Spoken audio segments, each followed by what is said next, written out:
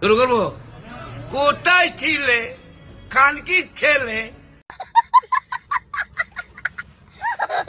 ছুচাইনি আমি আজীবন ভালোবাসা ছাড়া।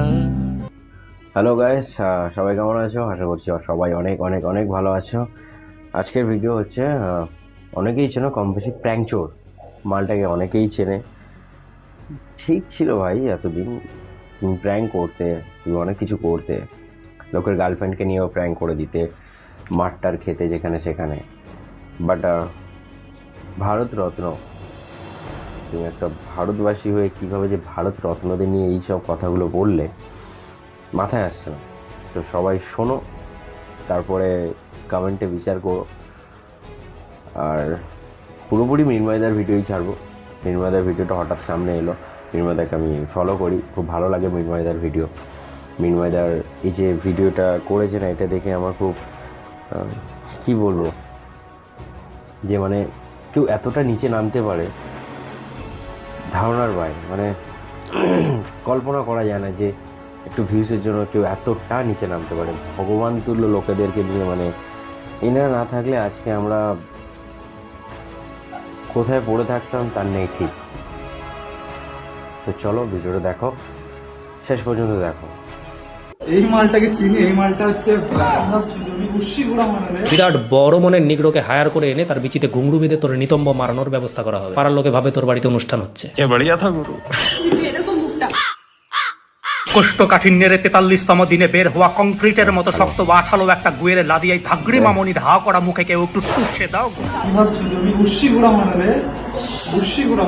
আমাদের চরম শ্রদ্ধেয় পূজনীয় স্বামী বিবেকানন্দ জির সামনে ফাকিং স্টাইল দেখাচ্ছে। বলছি এটা হচ্ছে তোর অ্যাসহোল, আর এটা হচ্ছে লোহার গরম করা রড, যাতে বিচুটি পাতার রস আর লঙ্কার গুঁড়ো মিশিয়ে পেস্ট বানিয়ে ব্রাশ করা রয়েছে। নে এবার ফিল কর। আমাদের জেনারেশনের বাঙালিদের গর্ব করার মতো ওই কয়েকজন মহাপুরুষই রয়েছেন যাদের গৌরব ভাঙিয়ে আমরা বাঙালি হিসাবে একটু গর্ববোধ করি। ওদেরকেও তুই অপমান করছিস কয়েকটা ভিউজের জন্য। শালা অসভ্যই তোর জানোয়ার চশমকর নমকারাম বজ্জা ভিউজ পিসাচ দেশি কুত্তারণ্ড কোষ। স্বামী বিবেকানন্দ কতটা বড় লেজেন্ড ছিল সেটা তোর মতো বস্তা পচা লান্ডে কখনো বুঝতে পারবে না। উনি শিকাগোতে ভাষণ দিয়ে মানুষের মন জয় করেছিলেন, আর তার গৌরবে গৌরবান্বিত আমরা ভারতবাসীরা লোহার গরম রড তোর পশ্চাতে গুজিয়ে এনজয় করতে চাই। এই মালটাকে চিনি, এই মালটা হচ্ছে স্যার আইজাক নিউটন নাকি, এই মালটার কতগুলো যে সূত্র। স্যার আইনস্টাইনকেও বলছে মালাব্বে ফাঙ্কির মাল কি মাথায় উঠে গেছে।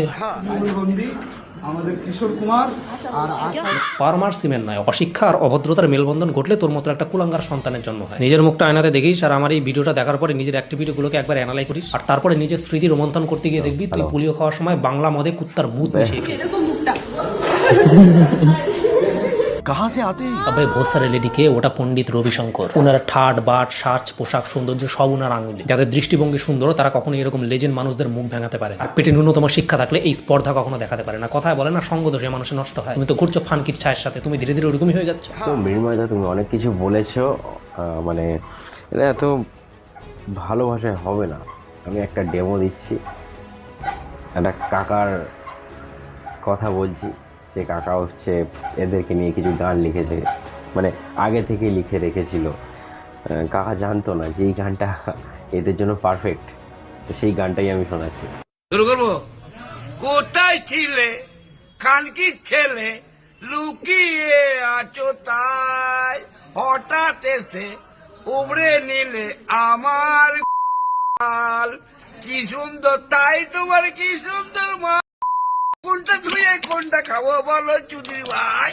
উড়ি উড়ি বাবা, উড়ি উড়ি বাবা বাবা। ছুচাইনি আমি আজীবন ভালোবাসা ছাড়া।